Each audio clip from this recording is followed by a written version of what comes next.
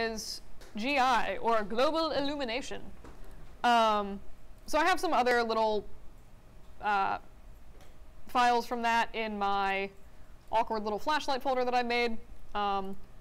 Images in question are under the images folder, which, see, I can't click on anything past like a certain point in this. That's very weird. That is extremely stupid. Okay, sorry. Alright, so I have this like ugly little GI test thing that I made, and I did versions of this in both Arnold and Redshift, and for the record, in case you weren't sure what a watermark looked like, this is a watermark. So Redshift will watermark all your stuff. You can use batch render for Redshift, by the way, if you're doing animations. The reason that this is watermarked is because I have a trial version of Redshift on my personal laptop at home where I made this, and I have not put it on a lab computer to render this without said watermark. So this isn't like a dumb render setting, it's just because I'm running trial version. This is what Arnold will do though. If you render with batch render, it'll put these all over your scenes. So if any of you, is anyone actually using Redshift for anything this quarter? Alright, cool. But I was gonna say, if you ever do, because it is great for animation classes, work on your PCs on trial version or whatever, and just take it into the labs where there's a real version and render it there, and it'll get rid of the watermark. Probably shouldn't be telling you guys ways to break the law, but there it is. Alright, so basically what global illumination is, so I've gone through and again, just done a few different versions of this. So this is a crappy little scene with no global illumination. So you can see there's basically, it's just like some cubes in a box. I have like one light kind of right about here shining on the sphere. And you can see that it doesn't look particularly fantastic. Like this entire half of the box is in complete shadow. The, you know, shadowed side of the ball is pretty much completely black. This is with one level of global illumination. So you can see that there's a lot of green bounce light coming onto this ball from the wall. This is like super red because there's a giant red wall behind this. On the bottoms of the balls, I'm getting some light bouncing up from the floor. And then this corner of the room is significantly less like creepy horror movie shadowed. And then if I add some more calculations for the computer, which again, this totally is going to make your renders take longer, but it's kind of worth it in the end. If I do that again, you'll notice that there's even more bounce light from this red, more bounce light from the green, and then again, this corner is way less creepy looking. So this is like an example of like what it looks like on a render. Basically what global illumination does is calculates bounce light and reflected light. So if I, practically speaking, like if I went through anyone's assignment and I was like, you know, you're doing a daylight render and you have one single window and like half of your room is in darkness. So global illumination you can use to basically fix that. So Arnold by default actually uses one way of global illumination, which is weird, but you know, you can set that higher to get more light in your room. But if you were, you know, looking at this room, basically I'm going to ignore all of the tiny computers as light sources for now. There's effectively right now one source of light, which is the partially opened window at the back of the room.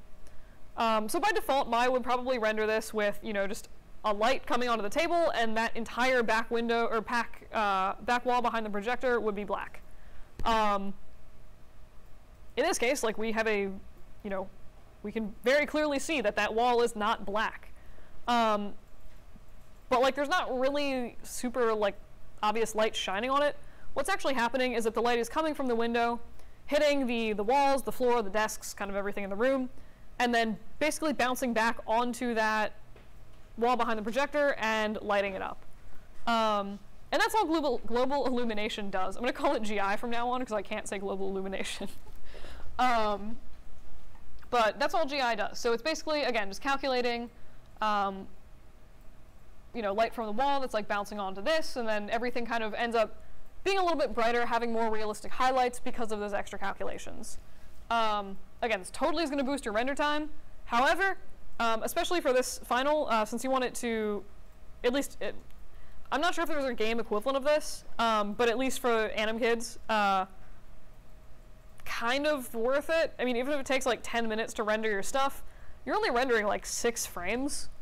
So it's really like not horrible. If you were like crunch time rendering for, you know, an animation class, nah, but for this, I think it's totally worth it to use GI. It will make your stuff look a lot nicer. So here's like basically the Arnold version of this. So this is, again, no GI, same basic light setup. It looks even worse in Arnold when I just shut off GI by default. Like, this whole wall is just black. And this is, so this is what Arnold defaults to. It's actually basically one ray of global illumination being calculated. So light hits wall, light bounces off wall, hits this, and it stops calculating. And you can see that, again, the wall is like way brighter here. If I go up to 5 rays of global illumination, what's happening is basically light comes from here, hits wall, bounces onto this, bounces back, bounces onto something else, bounces. It's basically calculating more bounces. So it does, again, take longer to render, but it totally looks nicer. If you wanted to, without using without using GI, I can't even say it once slowly, let alone 5 times fast. Without using GI, if you wanted to recreate this look in your stuff, for this particular scene, you'd end up having to add like probably like 15-ish extra little lights into your scene. So you'd have, you know, to get this red area here, you'd put like a super tiny red area light on the back of this ball. For the reflection on the bottom of everything, like where the floor light's reflecting up, you would just put a giant, very dim area light on the floor and have it shining up on the bottom of all of your objects. And same thing for like the green light over here. It's like a whole thing to try to reproduce nice looking GI without using GI. So if you have the time and you can just sort of think of GI as like the make pretty button, basically. Usually you have to fight with sampling, but it is way easier than trying to manually set up something that looks like this. Anyway, that's kind of rambly, but are there any questions on like just what global illumination is? All right.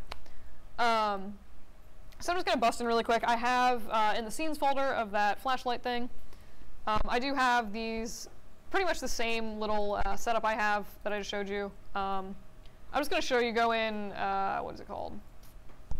Oh, I'm sorry, it's not in the scenes folder. I've put it under source images in my IES folder, and you can see that now I have some, the AI Arnold GI test is what I'm looking for. So if anyone's following along, for some reason the scene's under my IES lights. Don't ask me why. But this is basically the setup I have. I just have, you know, this single box with a single light, and it looks pretty trashy. So I have no idea what I left my settings at.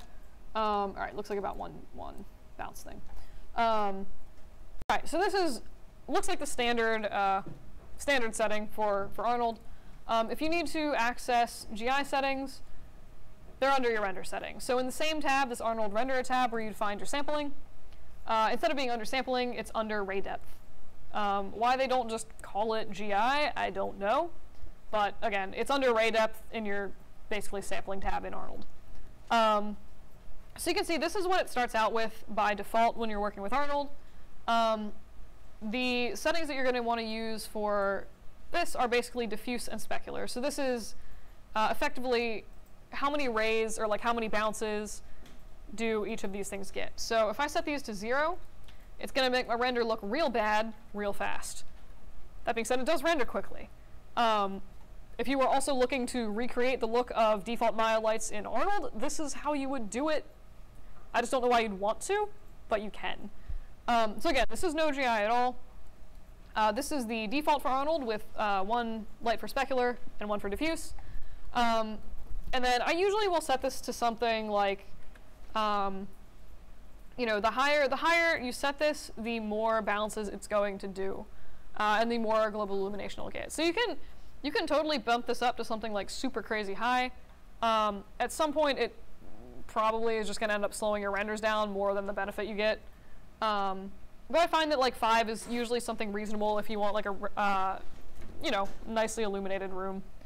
And if I wanted to, I could go in and like play with some of the You're probably also, when you do this, going to need to play with like your diffuse settings or your samples and stuff like that, because GI does tend to get pretty grainy pretty quickly, especially depending on the type of lights you use. But yeah, some of you can, again, just sort of fiddle with stuff to denoise your renders.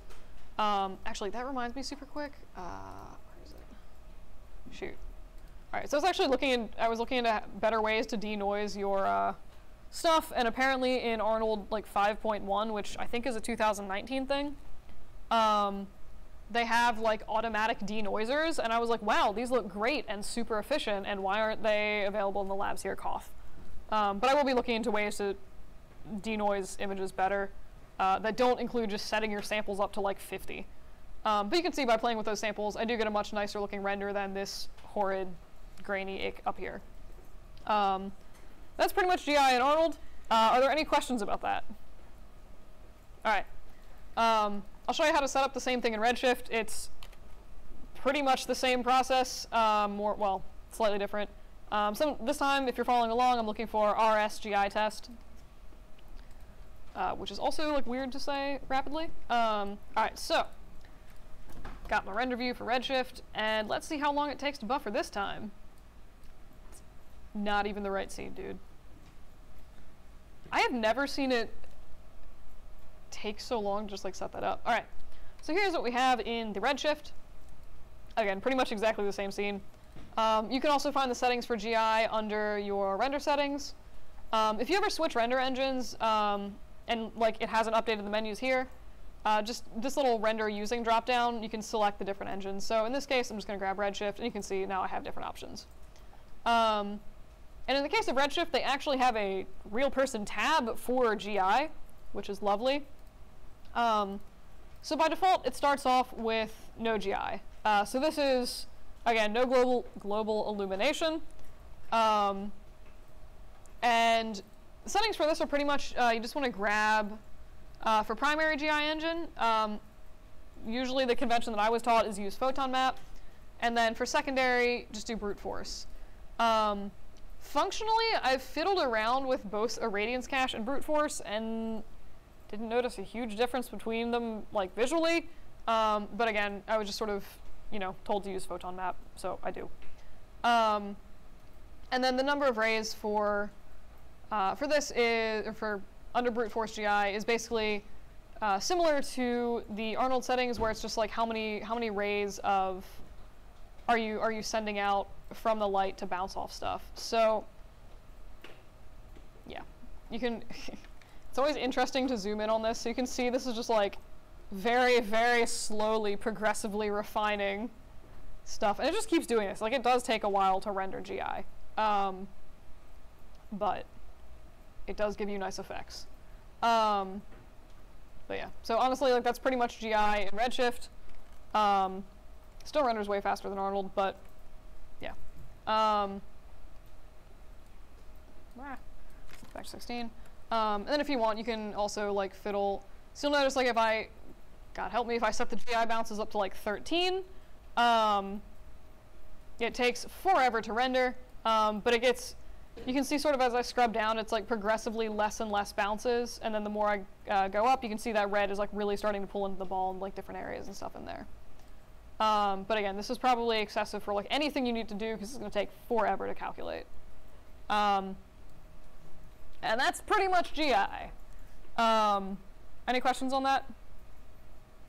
Cool.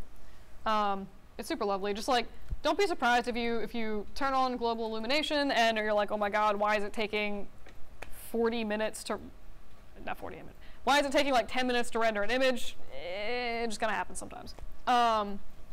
Especially if you're on a crappy laptop like I was when I was doing this originally. All right, so any last questions on GI?